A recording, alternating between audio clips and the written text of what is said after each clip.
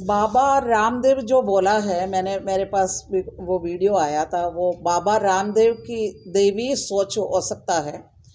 जहाँ आदमी की पहनावे पे कोई दिक्कत नहीं है, आदमी साड़ी पहनते हैं, सूट पहनते हैं, घाघरा पहनते हैं, कुछ भी पहन लेते हैं, स्कर्ट पहनते हैं, और खाने पीने पे आदमी कुछ भी खा सकते हैं, कोई भी चीज़ खा सकते हैं, वेज खा सकते हैं, नॉन वेज खा सकते हैं, और पीने के लिए कुछ भी ले सकते हैं आप, सॉफ्ट ड्रिंक और हार्ड ड्रिंक, पानी, सब कुछ पीते हैं, दूध पीते हैं। एक भगवान के नाम पर और खुदा के नाम पर, अल्लाह के नाम पर क्यों मुझे समझ में नहीं आ रहे हैं। अलग अलग भाषाओं में अलग अलग तरीके से इबादत के नाम होते हैं, और जो भगवान का नाम भी होता है, अल्लाह हो, गॉड हो, जीसस हो, ईश्वर हो, भगवान हो, आगे गुरु हो, सब एक ही तो है। तो ये इसको ये अलग अलग नाम से लेके एक जाति बिरादरी के खिलाफ इस तरह से इस्तेमाल करना अच्छी बात नहीं है। समाज को आईना दिखाने वाले साधु संत हुआ करते थे। पैजामा और स्कर्ट पहन करके स्टेज से कूद के भागने वाले संतों को भी हमने देखा है दिल्ली में। कौन कौन? मैं नाम की तो मैं क्या बताऊं, आप तो मीडिया से जुड़े हुए हैं, आप उसको भी पता करें। सलवार पहन करके वो कौन कूद करके भागा था, उस टाइम उनको पहनावे में कोई दिक्कत नहीं था।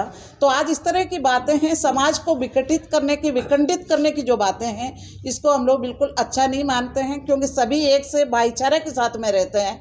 कोई भी धर्म, मैं कहती हूँ आप कमेंट करने से पहले प्लीज़ उसको पढ़िए, उसमें क्या लिखा हुआ है। मैंने तो बाइबल पढ़ा है, मैंने तौरात पढ़ा है, मैंने एंजिल पढ़ा है, मैंने कुरान पढ़ा है। बाबा रामदेव जी कहते हैं 5 बार नमाज अदा करने के बाद में हम कुछ भी करो सब कुछ जायज़ है, ऐसा उस धर्म में बताया गया। ये रामदेव जी का धर्म कहते होंगे, उनकी निजी धर्म। सनातन धर्म में ऐसे किसी के प्रति कोई वैमनस्य नहीं है, और ईसाई धर्म में नहीं है। कुरान मैंने खुद ने पढ़ा हुआ है, ट्रांसलेट मैंने हिंदी और उसमें इंग्लिश में पढ़ा है। तो सब में कहीं भी कोई भी नहीं है, ना तो कोई जिहादी की, ना किसी को भगाने के लिए, ना किसी की बेअदबी करने के लिए, कहीं भी कुछ भी नहीं है। आप उस चीज़ के बारे में गहराई से जानकारी लेकर फिर बोलिए। फिर क्यों आपको क्यों लगता है कि ऐसा बयान क्यों दिया, किस कारण से दिया, ऐसा क्यों? वो तो सीधे तौर पर कह रहे हैं कि कांग्रेस कुछ चीज कर रही है। राजस्थान में गहलोत की सरकार है, यहाँ के विधायक है, अमीन खान जी है या बाकी विधायक है, वो कोई भी टिप्पणी नहीं कर रहे हैं इस पूरे स्टेटमेंट पर। देखिए, टिप्पणी करने के लायक बात नहीं है, इसलिए कोई भी टिप्पणी नहीं कर रहे हैं कि ये कोई मुद्दा नहीं है, धर्म नहीं है मुद्दा है रोजगारी का मुद्दा है, सांप्रदायिक सद्भावना की मुद्दा है, और देश में बढ़ते वैमनस्य के खिलाफ की मुद्दा है। आप पेट की आग के बारे में बात करिए, आप शिक्षा की बारे में बात करिए, आप हमारे साथ में जो ठगी हो रही है, हमारे को जो लूटा जा रहा है, महंगाई के बारे में आप बात करिए।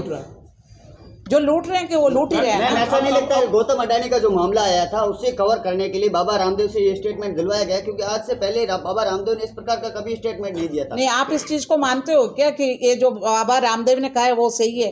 आप लोग जो मीडिया के होते, मैम देखिए, हमारा मानना या न मानना उससे कोई नहीं, आप जो कमेंट्स करेंगे वो हम बताएंगे ना। नहीं, मेरा तो ये है कि मैं कहती हूँ धर्म कहीं भी स्टैंड नहीं करते हैं मानवता के बीच में।